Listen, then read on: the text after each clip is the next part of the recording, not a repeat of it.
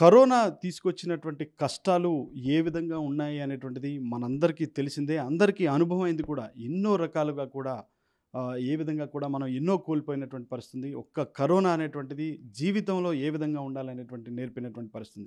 అలాంటి కరోనా మహమ్మారి నుంచి ఇప్పుడిప్పుడే కోలుకుంటున్నటువంటి పరిస్థితులుంటాయి. మళ్ళా హెచ్ఎంపీవీ వైరస్ అనేటువంటి ఈ అంశంతో భాగంగా కరోనా కంటే శరవేగంగా కూడా ఇది వ్యాపిస్తుంది. ఇప్పటికే భారతదేశంలో కూడా ఒక 7 కేసుల వరకు కూడా నమోదైనటువంటి పరిస్థితి కనిపిస్తుంది. చిన్నపిల్లల్ని, వృద్ధుల్ని, వయోవృద్ధుల్ని ఎక్కువగా టార్గెట్ చేస్తుంది. అంటే వారందరికీ కూడా ఇమ్యూనిటీ కొంత తక్కువగా ఉండేటువంటి పరిస్థితుల్లో వారందరికీ చాలా ఎక్కువగా ఎఫెక్ట్ అవుతుంది అనేటువంటి ఇలాంటి వ్యాఖ్యలన్నీ వినిపిస్తున్నాయి. మరోసారి లాక్‌డౌన్ వస్తుందా అనేటువంటి ఇలాంటి అనుమానాలు కూడా చాలామంది వ్యక్తం చేస్తున్నటువంటి పరిస్థితి. అయితే మనతో హోమియో హోమియో వైద్య నిపుణులు డాక్టర్ ఎస్. శ్రీధర్ రెడ్డి గారు మనతో ఉన్నారు. అసలు ఏ విధమైనటువంటి జాగ్రత్తలు తీసుకోవాలి? కరోనా వైరస్‌కి ఇప్పుడు వస్తున్నటువంటి హెచ్ఎంపీవీ వైరస్‌కి ఏ విధమైనటువంటి అసలు తేడాలేంటి? ఎలాంటి జాగ్రత్తలు తీసుకోవాలనేటువంటిది డాక్టర్ గారితో మనం మాట్లాడే ప్రయత్నం చేద్దాం. సార్ నమస్తే.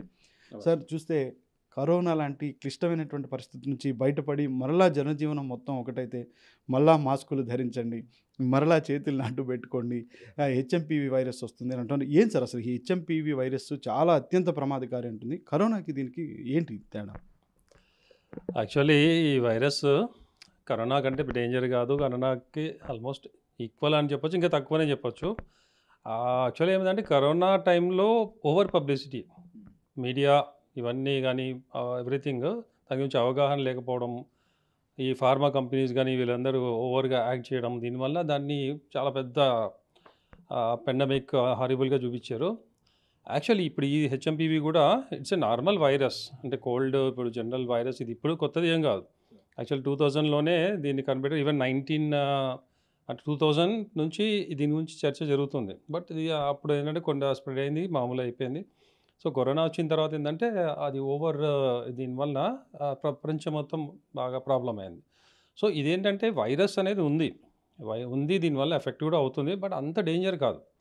ఏదంటే మామూలు కోల్డ్, ఫ్లూ, ఇప్పుడు సీజనల్గా ఏదైతే ఈ ఫ్లూ సిమ్టమ్స్ వస్తాయో ఆ విధమైన సిమ్టమ్స్ వస్తాయి. జనరల్ పబ్లిక్ అంటే కామన్గా యంగ్ పీపుల్ కానీ మన ఇమ్యూనిటీ బాగున్న వాళ్ళు అసలు దీని గురించి పట్టించుకోవడం అంటే జనరల్ మనం మెయింటెనెన్స్ ఏదైతే చేస్తామో ప్రికాషన్స్ అనేది క్లీన్ చేసుకోవడము. ఇప్పుడు ఎవరైనా కోల్డ్ ఫీవర్ ఉన్న వాళ్ళకు దూరం ఉండడం, వాళ్ళ దగ్గరికి వెళ్ళాల్సి వస్తే కొద్దిగా మాస్క్ పెట్టుకోవడము, ప్లస్ ఇది ఇంతకుముందు మనకు శానిటైజర్ వాడడం, ఏదైతే హ్యాండ్ వాష్ చేయడం, ఊరికనే ముక్కు నోరు టచ్ చేయంటే బయట నుంచి వచ్చి చేయి కడుక్కోకుండా టచ్ చేయకపోవడం, ఏవైతే మనం డిస్టెన్స్ మెయింటైన్ ఇవన్నీ కొన్ని మెయింటైన్ చేయాలి. అదేంటి మరీ అందరిలో కాదు, ఆ ప్రాబ్లం ఉన్న వాళ్ళు. ఇప్పుడు ఎవరైనా మన ఇంట్లో కానీ లేదా ఫ్రెండ్స్లో కానీ బయటికి వెళ్ళినప్పుడు మార్కెట్లో కానీ ఎవరైనా కోల్డ్ ఉండి తుమ్ములు దగ్గు ఉన్న వాళ్ళకి కొద్దిగా దూరం ఉండాలి. అంటే ఆ టైంలో మాస్క్ కర్చీఫ్ పెట్టుకోవడం కానీ. అండ్ జనరల్గా ఆ ప్రాబ్లం ఉన్న వాళ్ళు కూడా ఏంటంటే దగ్గేటప్పుడు తుమ్మేటప్పుడు మాస్క్ అంటే కర్చీఫ్ పెట్టుకోవడం కానీ. సో ఎందుకంటే ఈ డ్రాప్లెట్స్ ఏవైతే ఉంటాయో తుమ్మినప్పుడు దగ్గినప్పుడు దాని నుంచి ఇన్ఫెక్షన్ అనేది స్ప్రెడ్ అవుతుంది. వైరస్ ఎనీ వైరల్ ఇన్ఫెక్షన్ జనరల్గా డ్రాప్లెట్స్ నుంచి. సో నియర్ బై అంటే హార్డ్లీ ఒక 1 మీటర్ ఉన్న వాళ్ళకి ఎఫెక్ట్ అవుతుంది తప్ప అంతకంటే లాంగ్ డిస్టెన్స్ ఇంతకుముందు కరోనా 10 ఫీట్ ఉన్నా వస్తుంది అదే అనేవాళ్ళు, అదంతా ఫాల్త్ అనమాట. సో 1 ఫీట్కి 1 మీటర్ అనుకోండి మ్యాక్సిమం. సో ఆ డిస్టెన్స్ అంటే అలా ఉన్న వాళ్ళకి, ప్లస్ జనరల్గా చిన్నపిల్లలు కానీ ఓల్డ్ పీపుల్ అంటే ఇమ్యూనిటీ తక్కువ ఉండడం, ప్లస్ పర్టికులర్గా ఈ రెస్పిరేటరీ ప్రాబ్లమ్స్, ఆస్తమా కానీ లేదంటే డస్ట్ అలర్జీ ఉన్నవాళ్ళు, సైనస్ ప్రాబ్లం, ఈ టీబీ కానీ. సో లంగ్స్ వీక్గా ఉన్న వాళ్ళు, రెస్పిరేటరీ ప్రాబ్లమ్స్ ఉన్న వాళ్ళు ఇది కొద్దిగా కేర్ తీసుకోవాలి. సో వాళ్ళు ఏంటంటే మెడిసిన్స్ దగ్గర పెట్టుకోవడం, ప్లస్ ఇమ్యూనిటీ పెంచుకోవడానికి ట్రై చేయడం. పర్టికులర్గా ఎండ అనేది చాలా మంచిది. సో ఎండలో కంపల్సరీ డైలీ ఒక ½ అన్ అవర్ టు 1 అవర్ తిరగడం. దానివల్ల మామూలు జనరల్ పీపుల్ కూడా ఎండ తగిలితే ఇమ్యూనిటీ పెరుగుతుంది. అండ్ ఏదైనా కొద్ది ఫ్లూ కానీ ఇంకేదైనా కోల్డ్ కాఫ్ ఇట్లా వచ్చినప్పుడు కొద్దిగా వేడి నీళ్ళు తాగడం. అండ్ మంచి హైజీనిక్ ఫుడ్ తినడం. Out side food maximum avoid చేయాలి. మరీ ఎమర్జెన్సీ తప్పదన్నప్పుడు అది కూడా మంచి హోటల్ డీసెంట్గా అంటే మంచి హైజీనిక్ కండిషన్ మెయింటైన్ చేసి అక్కడ తినాలి. వీలైనంత వరకు అవాయిడ్ చేయడం. ఇంకా మామూలుగా మన ఇమ్యూనిటీ కోసం డ్రై ఫ్రూట్స్ ఏవైతే తీసుకుంటామో, ఈ ఆరెంజెస్ ఏవైతే మన సి విటమిన్ పెంచుకోవడానికి, ప్లస్ డి విటమిన్ నవేడేస్ చాలామందికి ఎండ లేక తగ్గిపోతుంది. అలాంటి వాళ్ళు ఎండకి ఎక్స్పోజ్ అవ్వడం, ప్లస్ ఈ D vitamin D3 supplements weekly tablets ఉంటాయి. అంటే అవి వాళ్ళు ఒకవేళ 20-30 అలా ఉన్న వాళ్ళు, బిలో 20 ఉన్న వాళ్ళు పర్టికులర్గా కంపల్సరీ ఈ డి విటమిన్ వాడాలి. కానీ ఒక విషయం సార్, ఎందుకంటే ఇటు చైనాలో గానీ, జపాన్‌లో గానీ హాస్పిటల్లన్నీ కూడా కిక్కిరిసిపోతున్నాయి. ఎందుకంటే కరోనా అనేటువంటిది కనీసం ఒక 2 వారాలన్నా కూడా గడువుండేది. కానీ ఇది మాత్రం హెచ్ఎంపీవీ వైరస్ అనేటువంటిది ఒక 2, 3 రోజుల్లోనే తీవ్రంగా ఎఫెక్ట్ చేస్తుంది. ప్రత్యేకించి చిన్న పిల్లలనే టార్గెట్ చేస్తుంది. అంటే చిన్న పిల్లలే టార్గెట్‌గా, లేదంటే పెద్దవాళ్ళే టార్గెట్‌గా కూడా ఈ వైరస్ అనేది అటాక్ చేస్తుంది అనేటువంటి స్థాయిలో ఉంటున్నారు. దీన్నెలా చూడాలి? అదే ఇప్పుడు చైనాలో కామన్‌గా మనం ఇంతకుముందు చూసామో వాళ్ళేంటంటే, వాళ్ళు తినని వస్తువు అంటూ ఉండదు. అది ప్రాణం అంటే కదులుతున్న ఏదైనా అది పాము గానీ, చేప గానీ ఎనీథింగ్ నీట్‌నెస్ అనేది మెయింటైన్ చేయరు. వాళ్ళు ఏది పడితే అది తింటారు. ఆ క్లీన్లీనెస్ ఉండదు. సో, ఆటోమేటిక్‌గా ఇన్ఫెక్షన్స్ ఫాస్ట్‌గా స్ప్రెడ్ అవుతాయి. మన దగ్గర ఆ విధంగా ఉండదు. చాలా తక్కువ వస్తది. వచ్చినా కూడా మనకు ఆ ఇమ్యూనిటీ జనరల్‌గా అంటే పర్టిక్యులర్‌గా మన ఇండియన్ ఫుడ్ అండ్ పర్టిక్యులర్ మన ఆంధ్రప్రదేశ్ మనం తినే స్పైసెస్ గానీ, ఎక్కువ మన మసాలా ఐటెమ్స్ ఏవైతే మనం దినుసులు వాడతామో, ఇవి బాడీకి చాలా ఎనర్జీ ఇస్తాయి. ఇమ్యూనిటీ. సో, జనరల్‌గా కూడా మనం ఇప్పుడు అల్లము, ఎల్లుల్లిపాయ ఇవన్నీ వాడాలని చెప్తాం. ఉల్లిపాయ ఇట్లాంటివి మనం ఎక్కువ తింటాం కామన్‌గా. సో, దీనివల్ల ఏంటంటే బాడీ ఆటోమేటిక్‌గా ఇమ్యూనిటీ ఉంటది. అండ్ కొద్దిగా ఫిజికల్ యాక్టివిటీ ఇంప్రూవ్ చేసి, దాని గురించి అసలు ఓన్లీ ప్రికాషన్ తీసుకోవడం ఒకవేళ వచ్చినా కూడా, ఇప్పుడు జనరల్‌గా అంటే మన బాడీలో ఇమ్యూనిటీ ఏదైతే ఉంటుందో దాంట్లో అంటే ఏ ఫారిన్ బాడీ మనలో ఎంటర్ అయినా కూడా దాన్ని బయటికి తీసే అలవాటు బాడీ ఆటోమేటిక్ మెషిన్. సో, ఇప్పుడు కామన్‌గా మనకు జలుబు గానీ, మోషన్స్ గానీ, ఫీవర్ గానీ ఇప్పుడు మనకి ఎందుకు వస్తది కామన్‌గా? ఫీవర్ ఎందుకు వస్తదంటే ఇప్పుడు బాడీ ఎప్పుడైతే ఫారిన్ బాడీస్ ఎంటర్ అవుతాయో అవి తీసేయడానికి బాడీ హీట్ అవుతది. దాన్ని మనం ఫీవర్ అంటాం. యాక్చువల్లీ బాడీ టెంపరేచర్ పెంచేదంటే ఈ వైరస్, బ్యాక్టీరియా ఇట్లాంటివి చనిపోవడానికి బాడీ టెంపరేచర్ పెరుగుతది. ఈ కోల్డ్ వస్తది. ఎందుకంటే జలుబు చేసి మనకు చిమిడి, ముక్కు ఇలా కారినప్పుడు అది బయటికెళ్ళిపోతది. కొంతమంది మోషన్స్ అవుతాయి. మోషన్స్ అయినప్పుడు మోషన్ ద్వారా వెళ్ళిపోతది వైరస్, చనిపోయిన వైరస్. ఎందుకంటే అలా లోపల ఉంటే ఇన్ఫెక్షన్ పెరుగుతది. సో, బాడీ ఇది మెకానిజం, ఆటోమేటిక్ మెకానిజం. సో, చాలామంది ఏందంటే కోల్డ్ వచ్చింది ఇమ్మీడియేట్‌గా కోల్డ్ మెడిసిన్ వేయడము, ఫీవర్ వచ్చింది ఇమ్మీడియేట్‌గా అసలు కొద్దిగా ఫీవర్ రాగానే టాబ్లెట్ పారాసిటమాల్ అని డోలో, గిలో యాంటీబయాటిక్ చేసేస్తారు. సో, దీనివల్ల ఏమవుతుంది ఇమ్యూనిటీ ఇంకా దెబ్బతింటది. ఎందుకంటే బాడీని మనం ఆపుతున్నాం.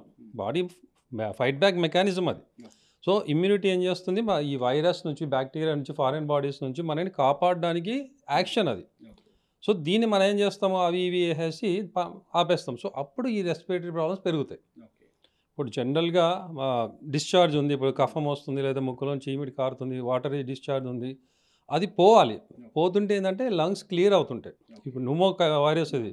So, human meta pneumo virus అంటారు. సో, ఈ అంటే న్యూమోనియా అంటే లంగ్స్‌కి ఎఫెక్ట్ అవుతుందని అర్థం. సో, దానికి అయినప్పుడు ఆటోమేటిక్‌గా దగ్గు వస్తుంది, కఫం వస్తుంది, జలుబు చేస్తుంది. సో, డిశ్చార్జ్ అవ్వాలి. సో, దానికి మనం ఏం చేయాలంటే వాటర్ మెయిన్‌గా వేడి నీళ్ళు తాగడం. చాలామంది అంటే స్టీమ్ బాగా పట్టేస్తుంటారు. స్టీమ్ పట్టడం అంటే పీల్చడం కాదు. ఫేస్‌కి వేడి తగలాలి. స్టీమ్ బాగా మనం తీసుకోవడం అంటే ముక్కుకి, నోటికి, ఈ కళ్ళకి ఏమైనా ఉంటే బయటికి రావాలి.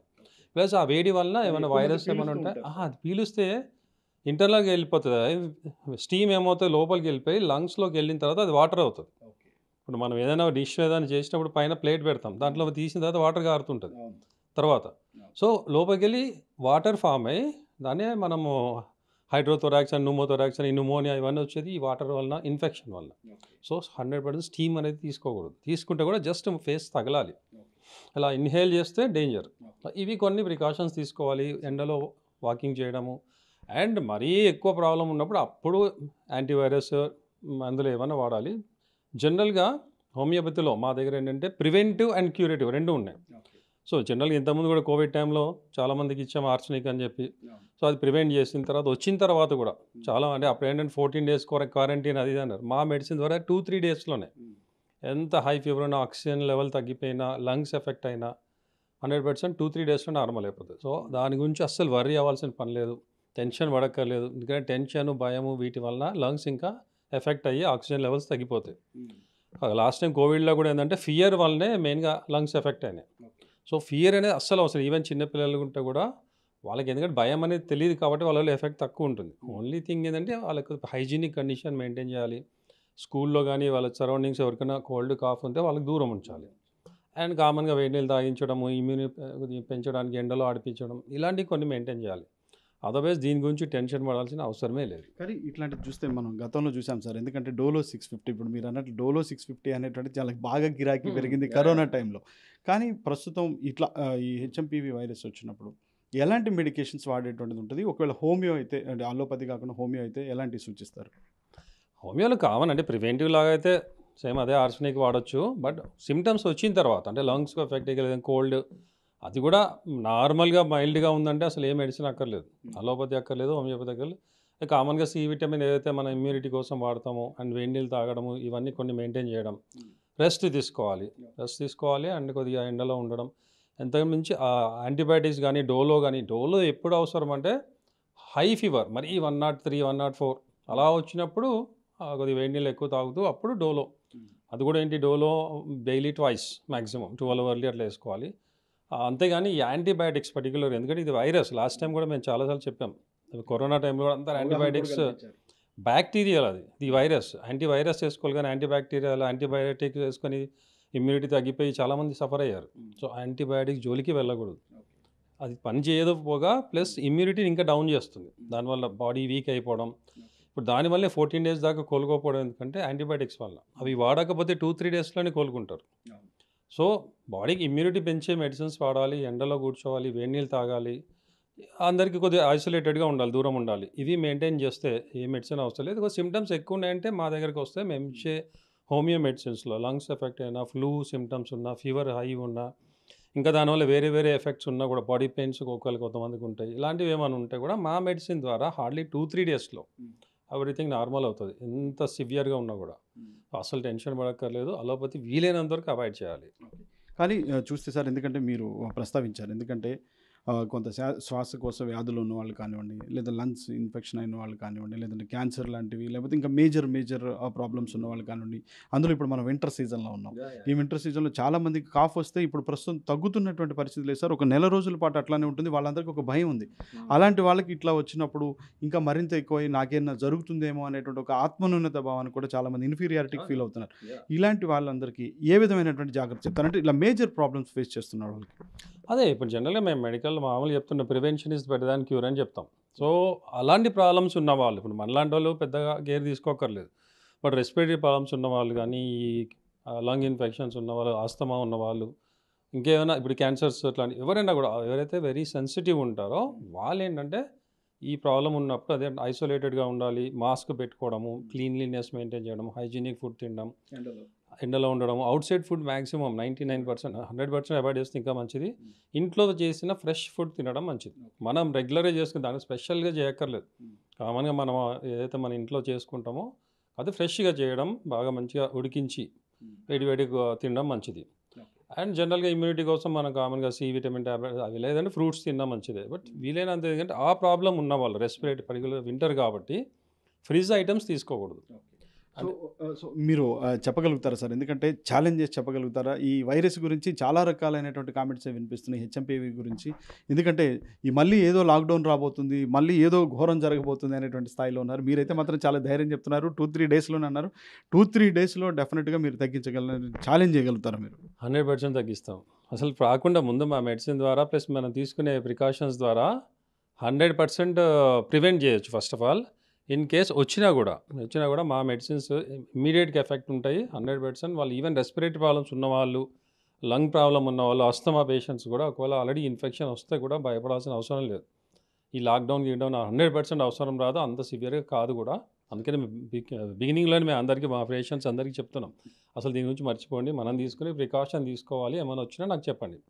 అంతకుమించి దీని గురించి భయపడాల్సిన అవసరం లేదు. ఈవెన్ చిన్నపిల్లలైనా ముసలి వాళ్ళైనా వాళ్ళు కేర్ఫుల్గా ఉండాలి. ప్రివెంటివ్ అంటే మా ప్రివెంటివ్ మెడిసిన్ వాడాలి, ఎండకు కూర్చోవాలి, వేడి నీళ్ళు తాగడం. ఇంతకుమించి దీని గురించి టెన్షన్ పడాల్సిన అవసరమే లేదు. ఇట్స్ వెరీ సింపుల్ వైరస్ ఇది. Thank you very much sir. So మొత్తానికైతే మాత్రం హోమియో వైద్య నిపుణులు శ్రీధర్ రెడ్డి గారు అయితే చాలా ఘంటాపథంగా చెప్తున్నారు. ఎవరు ఏ విధమైనటువంటి ఆందోళన పడాల్సినటువంటి అవసరం అస్సలు లేదు. కరోనా లాంటి పరిస్థితుల కంటే ఇది చాలా భిన్నమైనప్పటికీ ఇది ఎప్పుడో 2000లోనే దీన్ని గ్రహించారు. కాబట్టి దీనికి పూర్తిగా హోమియోలో కూడా మెడిసిన్ ఉంది. ఎవరు ఏ విధమైనటువంటి ఆందోళన చెందాల్సిన అవసరం లేదు. లాక్డౌన్ పరిస్థితుల్లో అస్సలే అవసరం లేదు. దాని గురించి ఆలోచించొద్దు. ఖచ్చితంగా కొన్ని సేఫ్టీ ప్రికాషన్స్ తీసుకుంటే చాలు. ఖచ్చితంగా దీన్ని తరిమి కొట్టొచ్చు. ఈ హెచ్ఎంపీవి వైరస్ ఏ విధమైనటువంటి ఎఫెక్ట్ చేయదనేటువంటి ఒక ధీమాని వ్యక్తం చేస్తూ ఇదే విధమైనటువంటి ధీమాని అందరికీ కూడా కల్పించేటువంటి ప్రయత్నం చేస్తున్నారు. ఇది డాక్టర్ ఎస్ శ్రీధర్ రెడ్డి గారితో face to face. Video journalist Mahesh రెడ్డితో తేజ, సిగ్నల్ టీవీ, హైదరాబాద్.